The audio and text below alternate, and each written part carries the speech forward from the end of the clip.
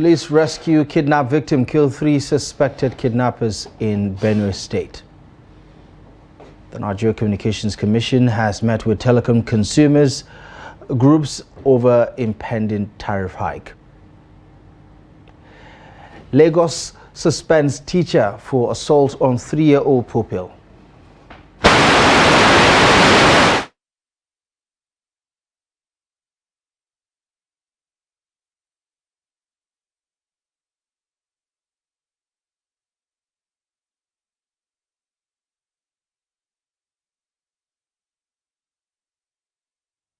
And junta airstrike kills 40 in Myanmar. Good evening and welcome to the news update on Trust TV. My name is Abdullahi Ahmed. We begin in Benue State, where the police has killed 3 suspected kidnappers in Kwande local government area of the state and rescued a kidnapped victim. The operation followed a distress call received by Vandieke Police Division headquarters concerning the kidnap of a victim in the area. Disclosing this in a statement released to the public on Thursday, the force spokesperson Muyiwa Adejobi says the rescue efforts happened on the 31st of December 2024. The force spokesperson noted that the victim was rescued unhurt and immediately given medical attention to assess any physical or psychological impact. He stated that the success of the operation also led to the recovery of 2 AK-47 rifles and 6 loaded magazines with several live ammunition, adding that efforts are ongoing to apprehend the fleeing members of the gang and recover other arms. The Nigeria Communications Commission has organized a stakeholders meeting in Abuja on Thursday to discuss the proposed 100% tariff hike in the telecommunications sector. The meeting will bring together representatives from major consumer advocacy groups and other relevant industry stakeholders to deliberate on the implications of a potential price increase. President of the National Association of Telecommunications Subscribers, Adeolu Ogobanjo, who has been a major critic of the proposal, confirmed this development on Wednesday. The operators, a major contributor to Nigeria's economy, argue that the hike is necessary to offset rising operational costs, including increasing fuel prices and the depreciation of the naira. The proposal has sparked concerns among consumer rights groups, including the NATCOMs, which fear that such an increase could further strain Nigeria's already financially burdened population. In a related development, the Minister of Communications, Innovation and Digital Economy, Bosun Tijani, says telecom tariffs will soon increase, but not by 100%. Rising from a stakeholders meeting with mobile network operators in Abuja on Wednesday, Tijani says consultations and engagements are ongoing. Reports say the operators are proposing a 100% tariff increase. They said there was a need to ensure that the telecommunications sector get its act together to ensure that the right regulations are put in place to ensure the growth of the sector. The minister also says the federal government would no longer leave investments in infrastructure in the sector to private companies alone. We've looked at a number of things in terms of how do we ensure that this sector can meaningfully continue to contribute to the development of Nigeria. So some of those things include implementing the executive order around ensuring that we can protect infrastructure, telecommunications infrastructure in the country, driving up significantly local content. But I think most importantly as well as ensuring the sustainability of the companies as well. That as we see inflation across the world, that telecommunications companies, that we don't run them down, we allow them the opportunity to continue to be sustainable so that they can contribute to our economy. You've seen over the past weeks that there's been agitation from some of these companies to increase tariff. They're requesting for 100% tariff increase. This is not something that as a government will be able to subscribe to at the minute. But the work we've done is to commission a study that has helped us to look at how do we drive the sustainability of the sector without inflicting any serious pain on our people. But also even where we find pains, can we find ways to mitigate light the spin so that people don't feel it that much. The Minister of Communications, Innovation and Digital Economy, Bosun Tijani, there speaking on a potential tariff increase in the telecommunications sector. Now, to other news, the management of Christ Meters International School in Isao, Ikorodu in Lagos State has suspended one of its teachers, Stella Nwadigo, who was accused of mistreating and physically abusing a 2-year-old boy. Abayemi Michael, a video shared on X captured the teacher slapping the child. However, the Lagos State Domestic and Sexual Violence Agency on Wednesday confirmed the teacher's arrest. On Thursday, the school management announced Nwadigo's suspension while describing the development as a troubling incident, saying the teacher's actions is contrary to the school's values and principles.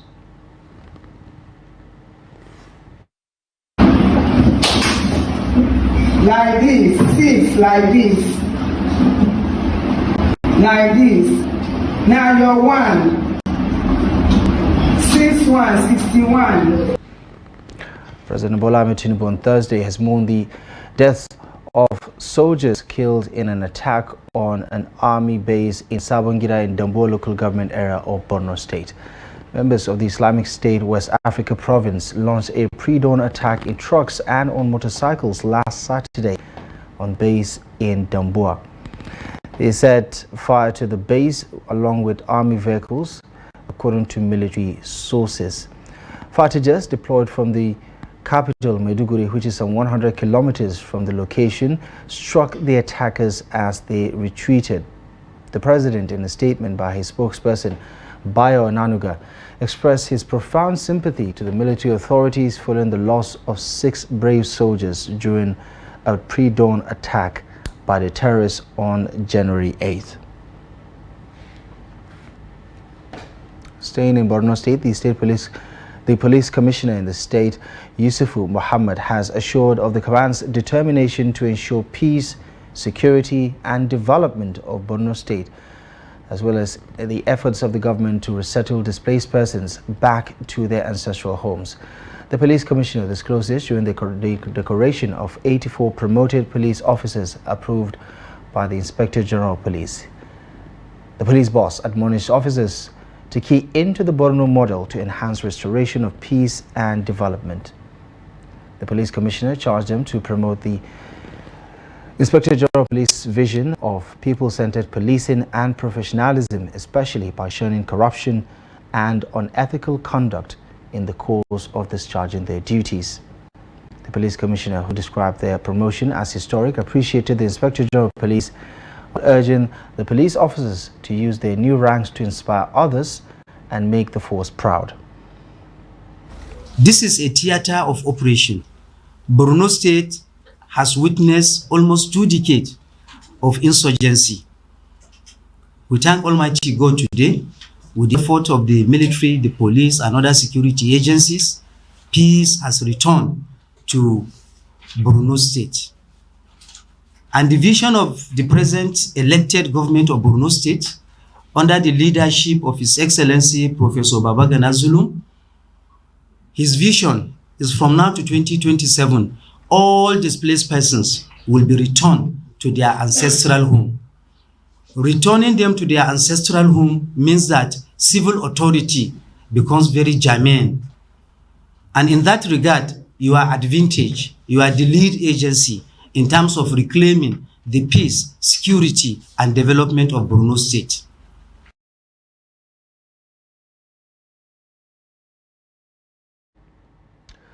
Against the backdrop of the devastating tank explosion in Agbo, Delta State, residents are calling for stricter regulations on tanker drivers and their operations, as the recent incident has sparked widespread concerns and outrage, with many demanding actions from the government to prevent further occurrences.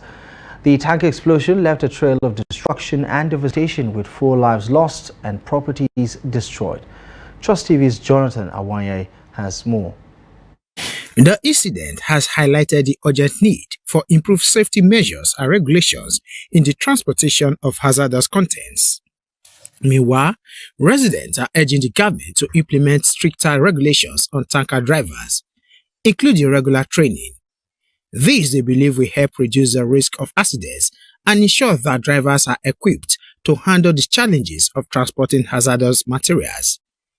In addition to stricter regulations, they are also advocating for the restriction of tanker movement to nighttime only. This, they argue, will reduce the risk of accidents during peak traffic hours and minimize the impact of any potential incidents. The best way for the government to handle this situation is, firstly, employers of labor should employ the best hands when it comes to driving, and secondly, the operations of these truck drivers shouldn't be during the day, it should be only at night. What I believe should be done, that we want to suggest, if it's possible, the government should bring out a policy where these heavy duty trucks can be moving only in the night, because I believe in the night, if something of this nation happen in the night, there will be less casualty compared to during the day. And also to the owners of those heavy duty trucks, they should make sure their trucks are in order. You can imagine a truck failing brake. There might all be indices of that truck not being in perfect condition, knowingly to the drivers, but they will say they will manage it.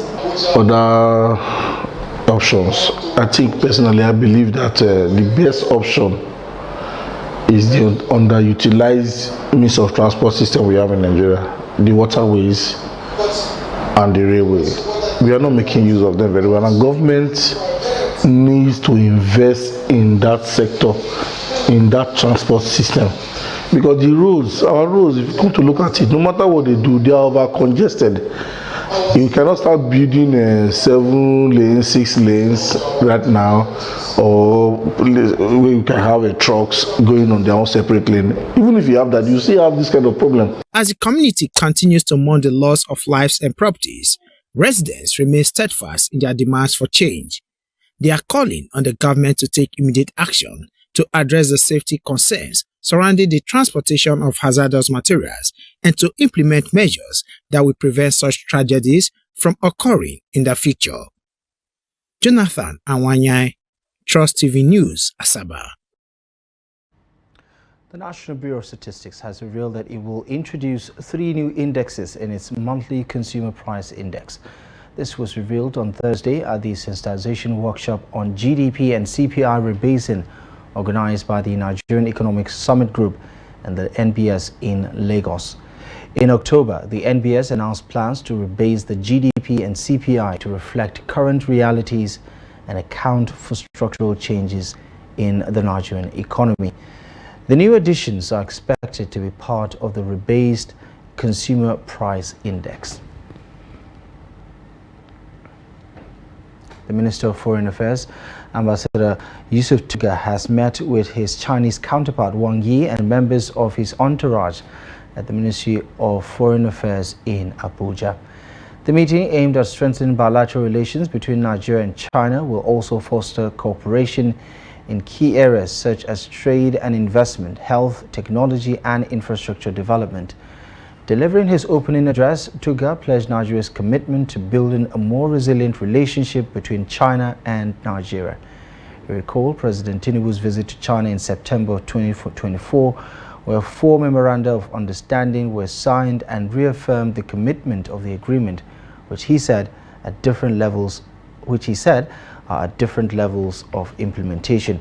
Meanwhile, the Chinese foreign minister says his first African visit for the year is to continue deliberations held at the Forum on China-Africa Cooperation, the summit from last year, which underscores China's commitment to enhancing partnerships with Nigeria.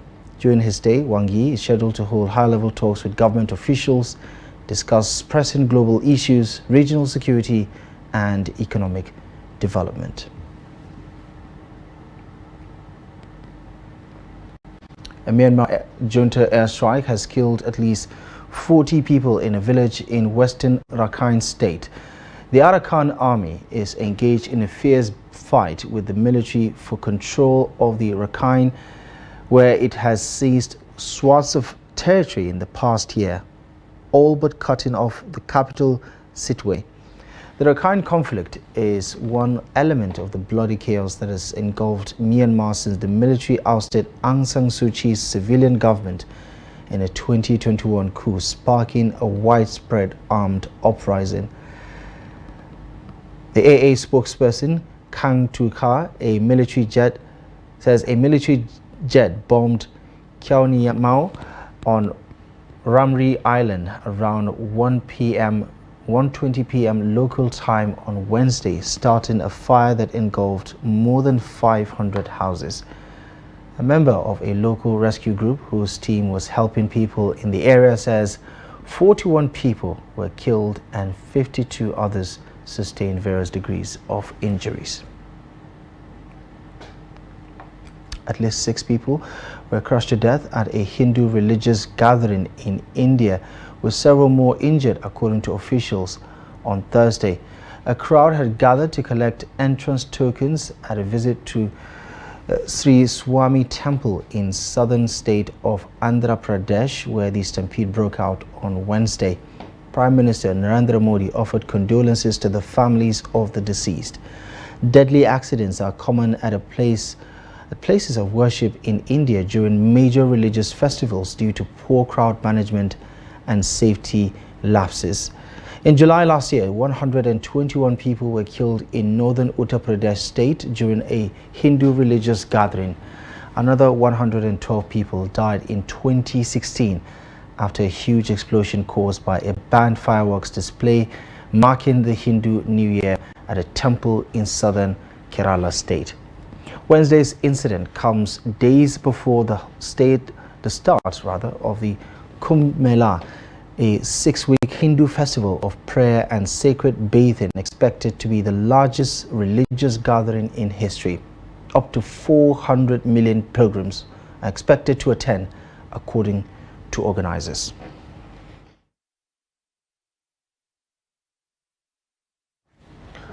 You're still watching the news update. We'll be back in just a moment with the latest in sports. Welcome back. In sports now, Eric Seko Chelle, the newly appointed coach of the Nigerian Super Eagles, has been summoned by his current club, MC Oran of Algeria, following his decision to accept the Nigerian national team job. Despite being under contract with MC Moran, the former Mali national team coach was named head coach of the Super Eagles by the Nigeria Football Federation on Tuesday. The move has been revealed as a shock to the Algerian club, which is seeking stability, and the announcement has, according to the club, undermined its ongoing project. Chelle attended training sessions with MC Oran on Wednesday morning, and the club quickly called for an emergency meeting with him to discuss the situation. Chelle's contract with MC Oran includes a clause that allows him to leave if offered a position with a national team. The clause was triggered when the Nigeria Football Federation made an offer, leading to his decision to accept the role as Super Eagles head coach. West Ham United has announced the appointment of Graham Potter as their new head coach. West Ham United, in a statement it put out, says it is happy to announce and welcome Graham Potter as the club's new head coach on Thursday. The 49-year-old joins the Hammers on a 2.5-year contract and will take charge of his team for the first time when the Irons travel to Aston Villa in the FA Cup third-round match on Friday evening. Potter, whose progressive style and flexible tactical approach previously impressed at Swedish club Östersund, Swansea City and Brighton and Hove Albion, has a passion to return to the Premier League management and is, quote, relishing the opportunity to work with West Ham United's talented squad of international players.